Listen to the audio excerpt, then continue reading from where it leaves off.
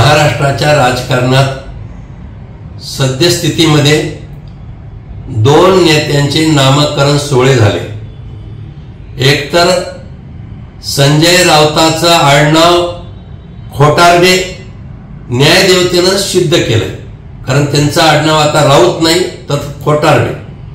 दुसरं असं आहे की संजय राऊतांनी आज सामनामध्ये देवेंद्रजी फडणवीसांना सिंघम उपमा दिली।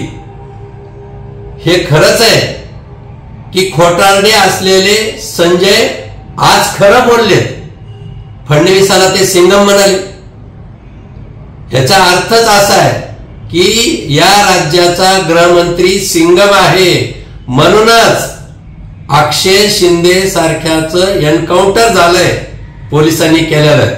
आणि महिलांच्या मुलींच्या वरले अत्याचार आम्ही सहन करणार नाहीत, आम्ही महिलांना न्याय मिळवून देऊ, हे सिंघम गृहमंत्र्यांनी सिद्ध केलंय। आणि म्हणून खऱ्या अर्थाने आज सिंघम या नावावरच अग्रलेख सामनानं लिहिला असला तरी सिंघमची किमया, सिंघमची जादू आणि सिंघमचं राजकारण, सिंघमचा हवाडा मातोश्रीला माहिती आणि सिल्वर बंगल्याला माहिती, म्हणून फडणवीस साहेब सिंघमच।